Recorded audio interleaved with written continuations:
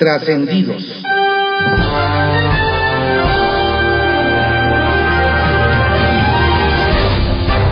Continuamos con la audiosíntesis informativa de Adrián Ojeda Román, correspondiente al lunes 13 de noviembre de 2023.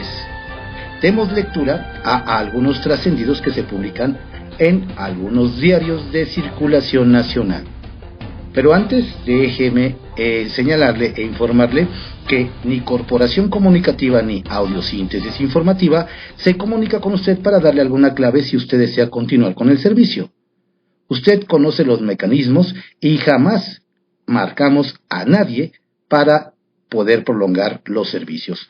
Así es que tenga usted mucho cuidado si le llegan a hablar para pedirle o solicitarle alguna clave o ofrecerle una clave para que continúe el servicio. Denuncie ese número a la Policía Cibernética. Ahora sí, demos lectura a algunos trascendidos. Templo Mayor, por Fray Bartolomé, que se publica en el periódico Reforma. Su equipo de campaña quería que el discurso de Xóchitl Gálvez fuera épico, histórico, algo como aquel "Ve un México" de Luis Donaldo Colosio, que a su vez emulaba el "I Have a Dream" de Martin Luther King. Todo iba bien, hasta que falló el teleprompter. La candidata opositora se quedó sin acordeón y perdió el habla. De plano tuvo que confesar ante los miles de personas reunidas en el Monumento a la Revolución que no tenía a la mano su discurso y trató de improvisar sin buenos resultados. Por cierto que por primera vez apareció en un acto público su esposo Rubén Sánchez, aunque muy discreto, casi tan discreto como el panista Marco Cortés, el priista Alito Moreno y el perredista Jesús Zambrano, quienes se quedaron fuera del templete para no mancharle la foto a Xóchitl. Quien está en el ojo del huracán es el dirigente de Morena en la Ciudad de México, Sebastián Ramírez. La razón: no ha podido con el paquete que le encargó Claudia Sheinbaum de sacar adelante el proceso interno. Dentro y fuera de Morena, se le atribuye a Sebastián, por ejemplo, el fiasco del mitin en el Estadio Azul, en el que la propia candidata se negó a subir al escenario, pues las gradas estaban vacías. Y también se le fue de las manos la rebelión de las huestes de Clara Brugada. Para colmo, hace apenas unos días, el mismo Sebastián Ramírez quebró el proceso morenista en Iztacalco. Resulta que, de muy mala forma, sacó del lugar a un cuadro histórico de la izquierda como Pablo Trejo, lo que provocó la molestia de este y de varios de los asistentes. Y en varias alcaldías se cuentan historias similares de malos tratos y tristes tropiezos del muchacho de la doctora. Fiel al algoritmo, a su estilo, Samuel García se registró como candidato de Movimiento Ciudadano a la presidencia. A su lado, por supuesto, iba su esposa Mariana Rodríguez, con sus miles de followers en redes sociales.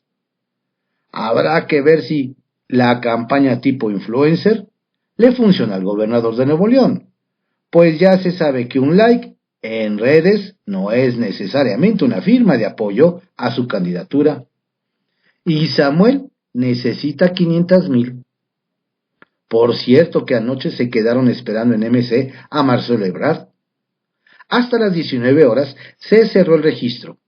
Había algunos naranjas que seguían creyendo en la posibilidad de postularlo para presidente. El ex canciller anunció que hoy, ahora sí en serio, decidirá su futuro político. Descartada la postulación por Movimiento Ciudadano, se espera que Ebrard opte por su propio proyecto. La duda es si lo hará rompiendo con Morena o reconciliándose con aquellos a los que acusó de hacerle trampa. Por algo dicen que en la política es el arte de comer sapos sin hacer cara de fuchi. Bajo reserva, que se publica en el periódico El Universal. Extiende AMLO nuevamente promesa de tener servicios de salud como en Dinamarca. Nos hacen ver que, al parecer, el presidente Andrés Manuel López Obrador de plano ya vio está un poco complicado cumplir su promesa de que México tendrá un mejor sistema de salud que el de Dinamarca. ¿No recuerdan que el jefe del Ejecutivo Federal prometió hace un año que a finales de 2023 nuestro país ya contaría con un sistema de salud de primer nivel, similar al del país nórdico? Pero en septiembre pasado el mandatario federal movió la fecha a marzo del próximo año. Ayer domingo en Rosarito, Baja California, en el segundo informe de la gobernadora Marina del Pilar Ávila, el presidente López Obrador ahora llevó la posibilidad de cumplir su promesa hasta septiembre de 2024, es decir, al finalizar su gobierno. ¿Regresa Monreal al Senado? En el Senado se analiza la posibilidad de que Ricardo Monreal retome su escaño y regrese a sus actividades legislativas luego de la licencia que solicitó para competir por la candidatura presidencial de Morena. En las próximas semanas habrá cambios en la coordinación del grupo parlamentario del Partido Guinda y en la Junta de Coordinación Política, cuyo titular, Eduardo Ramírez, se irá para competir por la gubernatura de Chiapas. Uno de los líderes de ala radical de la bancada morenista, César Cravioto, quien aspiraba a encabezar la fracción parlamentaria, será parte del equipo de la virtual candidata presidencial Claudia Sheinbaum, por lo que algunos cercanos a don Ricardo dicen que hay condiciones para su retorno al Senado.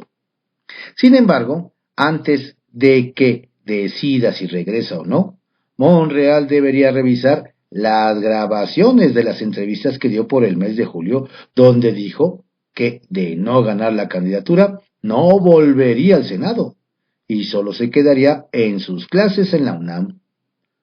¿Cumplirá su palabra? Saldívar no comparecerá para explicar su causa grave de renuncia.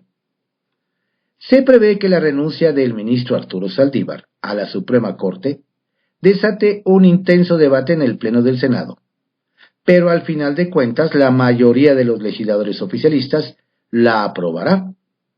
Nos comentan que la exigencia de un sector de senadores de oposición de que el expresidente del máximo tribunal del país comparezca para argumentar las causas graves se topará con pared, ya que no hay forma de obligarlo.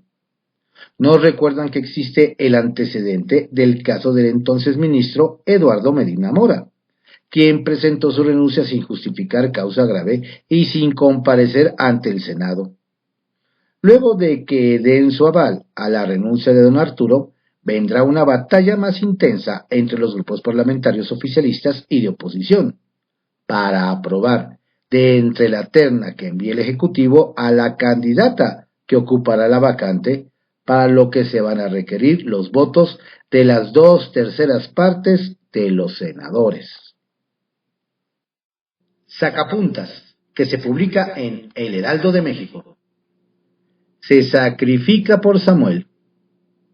Nos dicen que el senador Dante Delgado dejó sus aspiraciones presidenciales para apoyar con todo a Samuel García en la interna de Movimiento Ciudadano, rumbo a las elecciones presidenciales de 2024. El legislador no se registró en la contienda interna del Partido Naranja y el Nuevo Leonés tendrá como rival a la senadora con licencia Indira Kempis Martínez, el caballo de Troya de la oposición, dicen. Última oportunidad. Habrá que poner atención hoy al discurso de Marcelo Ebrard, quien emitirá un pronunciamiento en redes sobre su futuro político.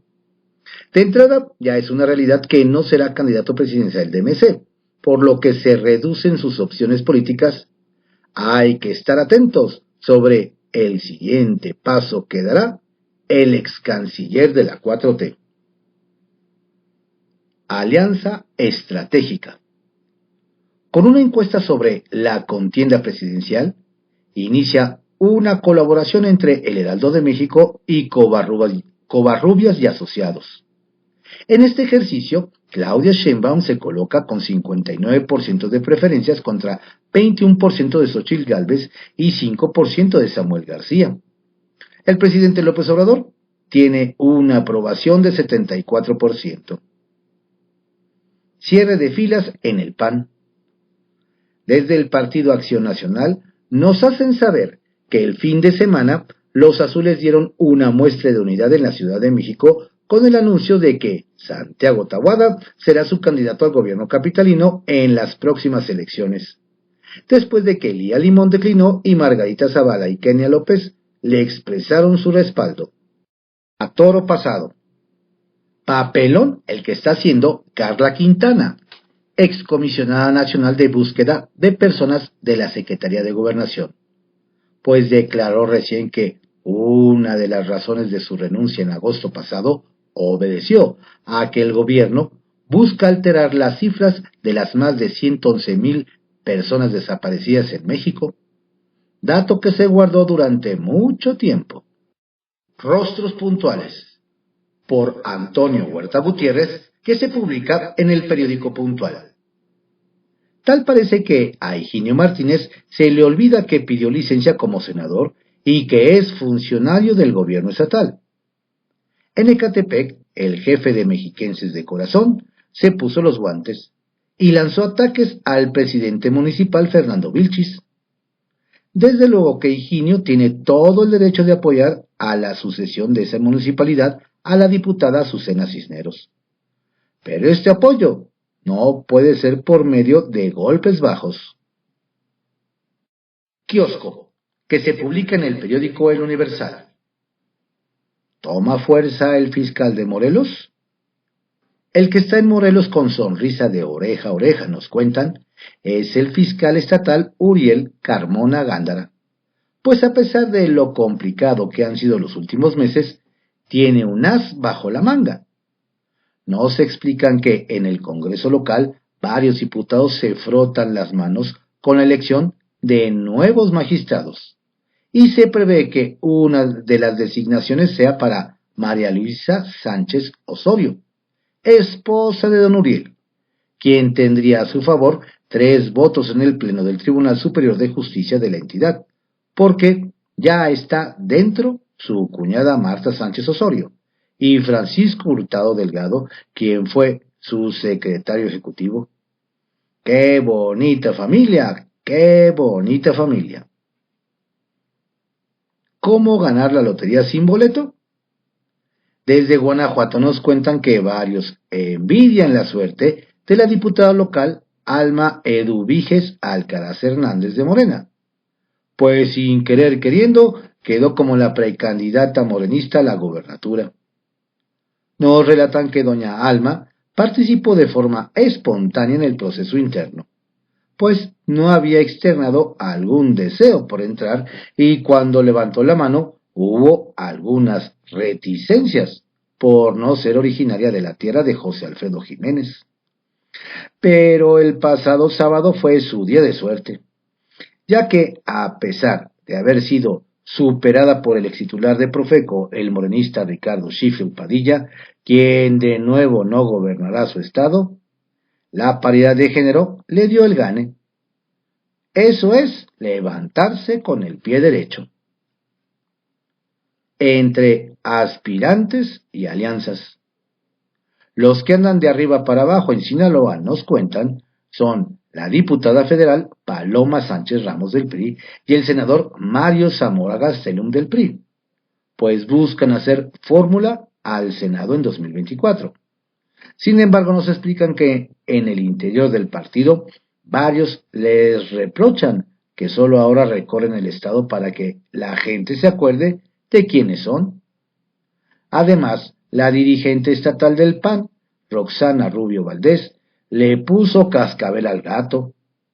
Al tema, pues, afirma que si se hace la alianza con el PRI, el tricolor tendrá mano para escoger al varón, el cual podría ser don Mario o don Sergio Esquer Peiro, o el exgobernador Mario López Valdés, o hasta Héctor Melesio Cuen Ojeda, líder del partido sinaloense. ¿Qué tal? El Caballito, que se publica en el periódico El Universal. Semana crítica para la alianza PAN-PRI-PRD por la Ciudad de México. Una vez que ya Morena definió que será la alcaldesa con licencia en Iztapalapa, Clara Brugada, su apuesta para retener la jefatura de gobierno de la Ciudad de México en 2024, es el turno de la alianza PAN-PRI-PRD, que oficialmente se llama Va por la Ciudad de México. El próximo miércoles 15 de noviembre será el momento para anotarse. Y aunque se prevía una cascada con las declinaciones del edil con licencia de Álvaro Obregón Elía Limón y la senadora Kenia López para apoyar a Santiago Taboada, se reducen los aspirantes. Los que de plano van con todo son el edil con licencia en Coajimalpa, el priista Adrián Rubalcaba y la alcaldesa de Cuauhtémoc, Sandra Cuevas. La pelea, ahí está. Oteiza, siguen las chicanadas para evitar el reclusorio. En días pasados, le dimos a conocer el caso de el empresario Germán Oteiza Figueredo, quien fue detenido en Michoacán por autoridades de la Ciudad de México. Sin embargo, por medio de algunas artimañas evitó su traslado a la capital, argumentando estar enfermo. Oteiza fue detenido el pasado jueves en Morelia, Michoacán, en cumplimiento de una orden de aprehensión liberada el 7 de marzo de 2023 por un juez de control de la capital, por el delito de insolvencia fraudulenta en agravio de BBVA, México.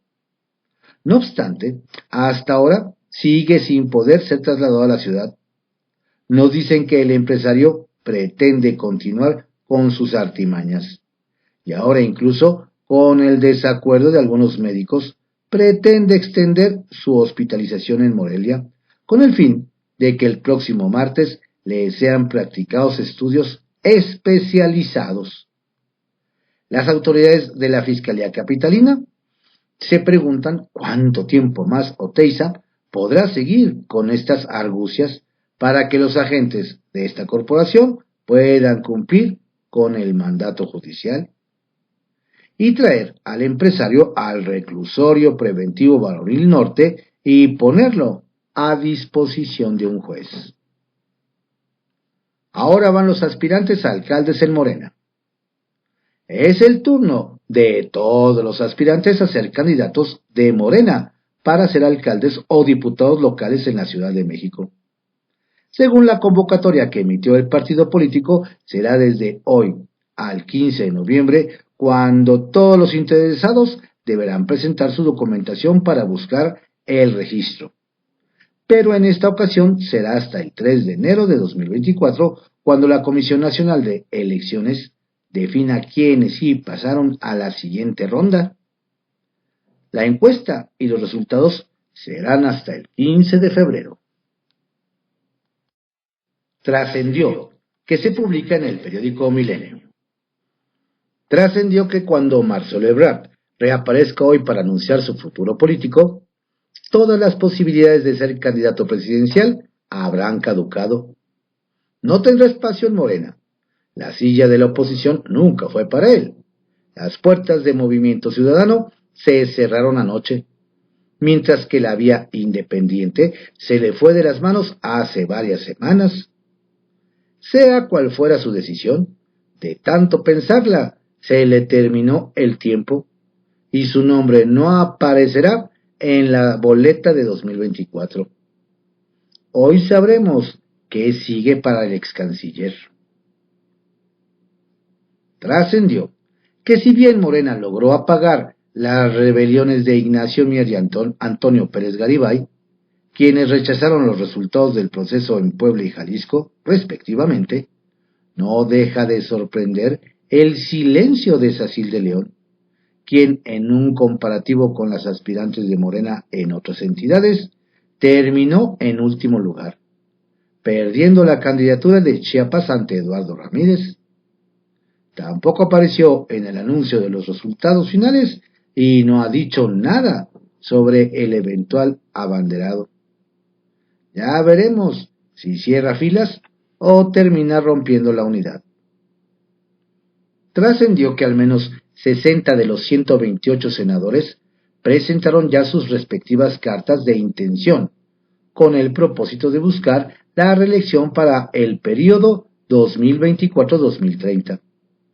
Según las estimaciones de la morenista Ana Lilia Rivera, presidenta de ese órgano legislativo, se trata de un proceso nuevo en la historia reciente de México, por lo que serán muy pocos los que no busquen la oportunidad de repetir en el cargo. Trascendió que el INAI tomó nota del nuevo mensaje que a su juicio se envía desde el poder, reviviendo el caso de los pagos por más de 20,000 pesos que el excomisionado Oscar Guerra Fort hizo en 2014 en un table dance con una tarjeta de crédito del instituto. Lo cierto es que ninguno de los actuales integrantes del organismo presidido por Blanca Lilia Ibarra tienen relación con esos hechos, por lo cual descarta ceder a presiones y menos renunciar en su tarea de obligar a los entes públicos a cumplir sus obligaciones en materia de transparencia. Confidencial, que se publica en el periódico El Financiero. A mano alzada, Mier se apunta al Senado. Al estilo del presidente López Obrador, a mano alzada en el Zócalo, el morenista Ignacio Mier ya se eligió en Puebla para ir a un escaño al Senado.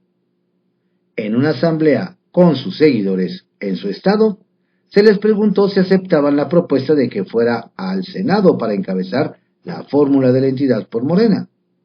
Y en segundo, a mano alzada, se decidió, por unanimidad, que irá a la Cámara Alta. Y para el consuelo de los promotores de su candidatura, que de un día para otro cambiaron sus grietas de gobernador a la de senador, el diputado les garantizó que conmigo nadie pierde. Sandra con la cachucha de aferrada. Con la gorra de hashtag aferrada, bien puesta, la alcaldesa de Cuauhtémoc, Sandra Cuevas, ya les dejó bien claro a Marco Cortés, a Alito Moreno y a Jesús Zambrano que no se bajará de la contienda del frente opositor por la jefatura de gobierno. Y por si tuvieran alguna duda, la aguerrida política reveló: no me voy a bajar de la contienda porque tengo dos grandes sueños, dos grandes metas. Mi primer sueño es tener un hijo, que me acompañe en mi labor, que crezca conociendo el trabajo y el compromiso con la comunidad. Y mi segundo sueño es ser la próxima jefa de gobierno de la Ciudad de México en 2024. ¿Alguna duda? Y Rubalcaba, confiado. Así como su compañera de velada Sandra Cuevas, el priista Adrián Rubalcaba también se mostró confiado en que su arrastre en Coajimalpa, de donde es el alcalde con licencia, le alcanzaría para hacerse con la candidatura del frente opositor a la jefatura de gobierno de la Ciudad de México. Posteó en sus redes un par de fotos en la que aparece con el periodista Luis Espinosa Cházaro, y otra con y además Sandra Cuevas. De esta foto saldrá quien gobierne la Ciudad de México en 2024, guárdenla bien, aseguró el suspirante. Se amontonan para reelección, con la novedad de que en la mesa directiva del Senado, que preside Ana Lilia Rivera, se ha recibido la friolera de 60 cartas de intención de senadores de prácticamente todos los grupos parlamentarios que buscan participar en los procesos internos de sus partidos para buscar la reelección. Solo falta que sus dirigencias los dejen, ya que, por ejemplo, el líder de Morena, Mario Delgado, afirmó la semana pasada que ninguno de los senadores de la bancada oficialista tiene garantizada la reelección. Ya se verá cómo se dirime en cada instituto político. Calderón y Fox dan de qué hablar. Vaya que ha sido comentado el respaldo que anunciaron los expresidentes panistas Vicente Fox y Felipe Calderón al ultraliberal Javier Milei. Una de esas reacciones fue el del exconsejero electoral Ciro Murayama, quien al señalar el apoyo de los exmandatarios al aspirante de extrema derecha a la presidencia de Argentina, comentó: una cosa es que allá haya un mal gobierno y otra es sumarse a quien cree que hasta los órganos humanos deben venderse en el mercado. Y remató con un ¡qué lamentable derecha! Las pifias de la ayudantía. A 5 años de gobierno, vaya pifia que realizó la ayudantía del presidente. Programó el acto en La Paz con al menos 2 horas de anticipación, cuando el mandatario llegó a las 15 horas, tiempo local, al haber hecho esperar a la gente, a la que se tuvo que entretener con un cantante. López Obrador deslizó un ligero regaño al grupo de jóvenes que lo cuida. Por eso fue el error. Los de la ayudantía no conocen mucho del cambio de horario. Tienen tache, expresó, aunque al instante matizó, pero son muy buenos, y hasta pidió un aplauso para ellos. Propaganda naranja sin copyright.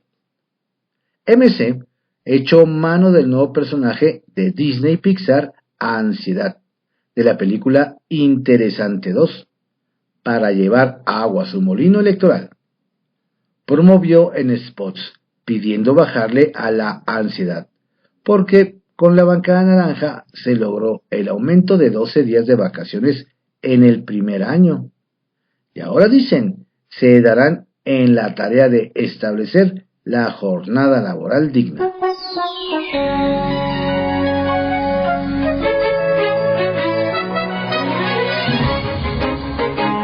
Estos fueron algunos trascendidos que se publican en algunos diarios de circulación nacional en la audiosíntesis informativa de Adrián Ojeda Román, correspondiente al lunes 13 de noviembre de 2023. Tenga usted un estupendo día lunes y una fructífera pero sobre todo saludable semana. Saludos cordiales de su servidor, Adrián Ojeda Castilla.